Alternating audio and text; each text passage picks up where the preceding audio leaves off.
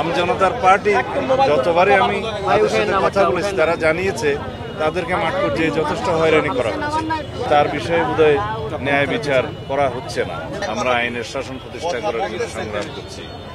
সেই জায়গায় দেখেছি যারা রেজিস্ট্রেশন পেয়েছে তাদের অনেকে আদালতের মাধ্যমে পেয়েছে, অনেকে হয়তো বিভিন্নভাবে তাদের যে ইলেকশন কমিশনের চাহিদা যেগুলো পূরণ করতে হয় মাঠ পর্যায়ে, জেলা পর্যায়ে এবং জেলা পর্যায়ে অফিস, এগুলো হয়তো তদন্তের মাধ্যমে এসছে, তাদের এগুলো চাহিদা পূরণ হয়েছে। কিন্তু আমজনতার পার্টি যতবারই আমি তাদের সাথে কথা বলেছি তারা জানিয়েছে তাদেরকে মাঠ পর্যায়ে যথেষ্ট হয়রানি করা হচ্ছে।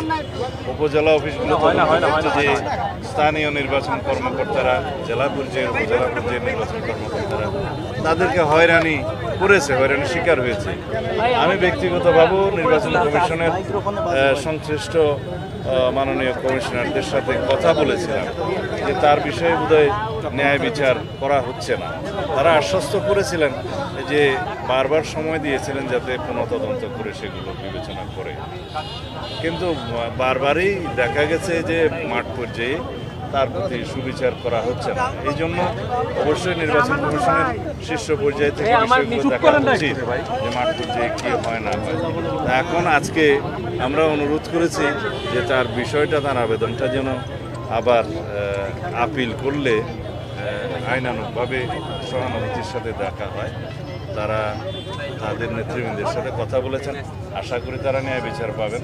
আমি যেহেতু তারেকের শারীরিক অবস্থা অত্যন্ত নাজুক খবর পেয়েছি এবং ঝুঁকিপূর্ণ অবস্থায় আছে, সেজন্য তাকে অনুরোধ করে আজকে তার অনশন ভাঙাতে এসেছিলাম। আমাদের কথা রেখেছে, সে অনশন ভঙ্গ করে এখন তাকে হাসপাতালে আইসিইউতে বোধহয় নিতে হবে। তাকে এটা কি বলে যেন নিবিড় পর্যবেক্ষণে রাখতে হবে। তার শারীরিক অবস্থা আসলেই খারাপ। তো আশা করি সে সুস্থতা পাবে শিগগির এবং তার রেজিস্ট্রেশনের বিষয়টি আইনানুগভাবে যেন সহানুভূতির সাথে বিবেচনা করে সেই আবেদন আমরা রাখছি নির্বাচন কমিশনের। না, আদালতে যাচ্ছে না, তারা পুনরায় আবেদন করবে, বিবেচনার জন্য আপিল করবে কালকে এবং সেটা নির্বাচন কমিশন সহানুভূতির সাথে বিবেচনা করবে। মাঠ পর্যায়ে যাতে তদন্তটা সঠিকভাবে হয়, মাঠ পর্যায়ের কর্মকর্তাদের ইনস্ট্রাকশন দেবে।